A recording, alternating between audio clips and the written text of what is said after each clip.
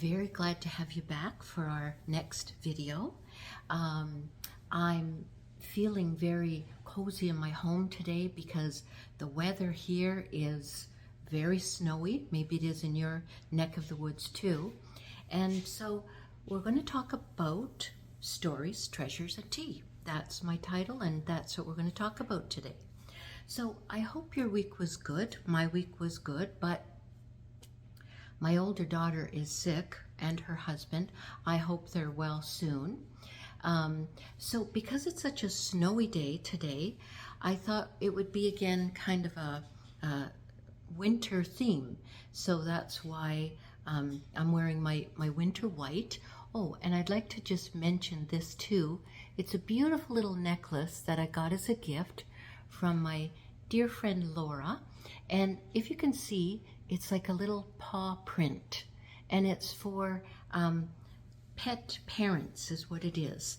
And just a week before Christmas, my friend Laura had me over for tea, and she gave me this beautiful little gift because in recent months we got a puppy.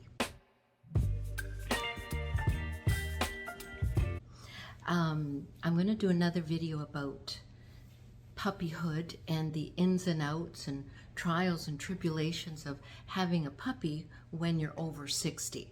So, but my friend Laura, we have known each other since we were 11 or 12 years old. We were in each other's weddings. When the children were young, we got them together sometime. Later in life, we drifted apart and had our own busy lives and that sort of thing. But we've reconnected in recent years, and I'm so happy we did. I'm very happy about that. So that's my beautiful little gift from my dear friend. So today in the stories, treasures, and tea, I'm going to begin with treasures. And this week, I really did find a treasure. As you know, as I mentioned, some of you have watched my videos, and I like to go to thrift shops. I like to go to church bazaars when they are in season, and you know, Facebook Marketplace, and even yard sales in the summer. So this week I was looking on Facebook Marketplace because I was looking for something specific. I wanted to get some kind of artwork or a print for my hallway. So I was looking through all the different artwork, and it's very fun, really. And I came across this stitchery, and I looked at that and I thought, that looks very familiar. So I zoomed in on it and I looked closer, and I thought, oh my goodness, I made that stitchery. And I knew it was the one I did because my former husband made the frame, and I recognized the oak frame. That was his sort of style of frame.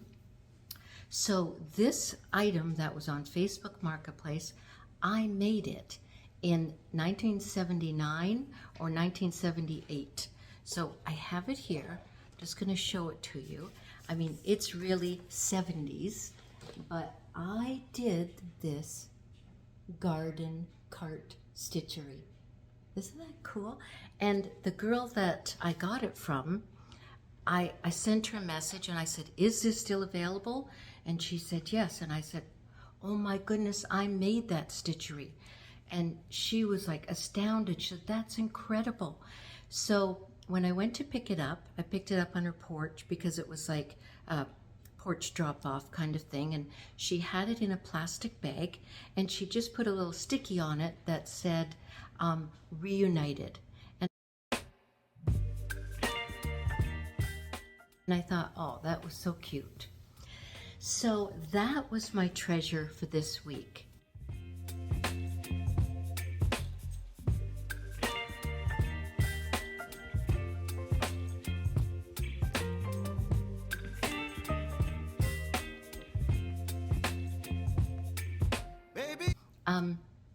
I'm also going to talk about next tea. As you may know, my daughter and I have a tea company. We had initially and originally, we started with our vintage trailer. The vintage trailer was in rough shape, and Heather's father fixed it up. We made it pretty, and we had that trailer on the road. We took it to festivals, markets, and private events as well.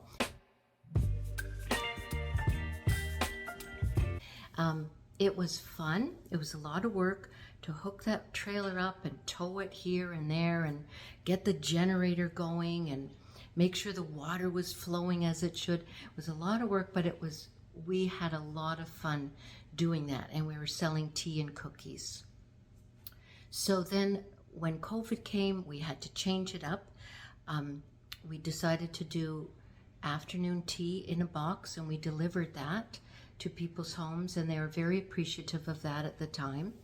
And so now the business has evolved to, we sell loose leaf teas online.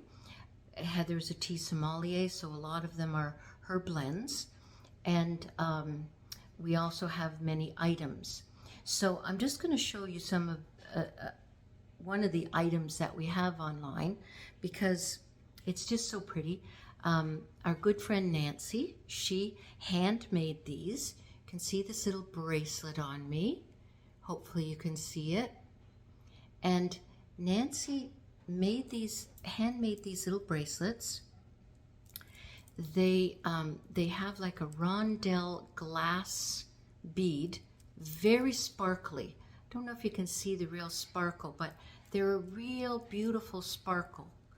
And the ones we have are, the one I have on here is like a light pink rose. And there's also like a darker kind of burgundy rose. And Heather's favorite is the blue. Beautiful little blue bracelet. So we have those online. I think they were $25, but this week they're going to be on special for $15. So you can look on our website, and we'll link that below for you. So that was one of our items on our website right now. We've got vintage teacups and all kinds of tea accessories, and of course our loose leaf teas. Speaking of which, my tea today is, I love this cup because it says inside, a cup of tea solves everything. But the tea I have today is chai tea. And I thought this was appropriate on such a wintry, snowy day, which it is here, because it's more of a hearty comfort tea. And this chai tea, I made it in the traditional kind of way. Well, my traditional way, not perfectly the Indian tradition, I'm sure. But I put it on the stove. I put milk on the stove, warmed it up, put the tea bag, because we put the loose leaf teas into these little tea bags that we also sell. I put the chai tea in the tea bag, and then I put that in the milk on the stove and let it simmer. It has to be sweetened. So I know in India a lot of times they use cane sugar, but I put maple syrup in mine. Guess that's my Canadian input into it. But I actually always put maple syrup in my tea. So it's important to have it sweet, the chai tea. But in the chai tea, in this one, ours, I think there's cloves and cinnamon and cardamom. It's very nice chai tea. So that's what I've got today. Let me try it. Oh, very good. Very good. I love that tea. So that's my tea for today. So treasures, tea, and now I'm going to talk a little bit about stories. As some of you know, I'm 68 years old. I was married for a long time. It ended very suddenly. And last week we talked about some do's when you're separated, you're divorced. And so today I just want to talk about, I know how devastating it can be, and no matter what. I mean, I've met people that were glad that they separated. It was their choice and they were glad.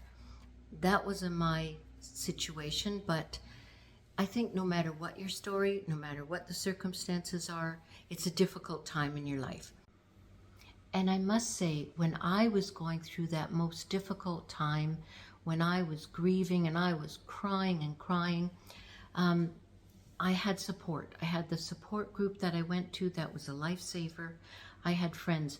My one dear friend, Arlene, I remember she was one of the very first that I told all about my situation. And for weeks, maybe months, I would talk to her and I would cry. And I would eventually apologize for crying so much. And I remember she would say to me, Marian, you'll cry till you're finished. And I so appreciated that. Thank you, Arlene. So my thought is that if we can bring some joy into our life, no matter what, whether you're separated or married for 40 years, it's always good to try to bring some joy. And I got this book as a gift from my daughter that's sick right now. And this book is, I think it's backwards, but it's the Book of Joy. And it's written by the Dalai Lama and Desmond Tutu. Or more specifically, it's their story. And this author, Douglas Abrams, he put it all together. Because the Dalai Lama and Desmond Tutu were friends. They were friends, and they're world leaders, and they've been through so many difficulties and have done so much for the world. And this book is about when they came together for a week in India, and it's about what they shared with this author concerning joy. So one of the things that they said was this: we are meant to live in joy. This does not mean that life will be easy or painless. It means that we can turn our faces to the wind and accept that this is the storm we must pass through. And it's true. You know, the end of a marriage, or it's like with grief also. And grief is included in that end of a marriage often. But the thing is, you have to go through that grief. You have to go through that dark part to get to the other side and to reach some joy again. So the book, I would recommend it. It was really uplifting for me. So that's about the end of my video today. You can ask me any questions in the comments. And I know people were asking, how can I make comments? And I think what you have to do is, if you subscribe, then YouTube will ask you to have an account. So you have to have an account to make the comments. So if you want to do that, feel free. If not, I hope you join me next week. I'm looking forward to it. I love doing them. It's fun. And in the meantime, for the rest of the week, please find some joy in your life. Thank you. Bye.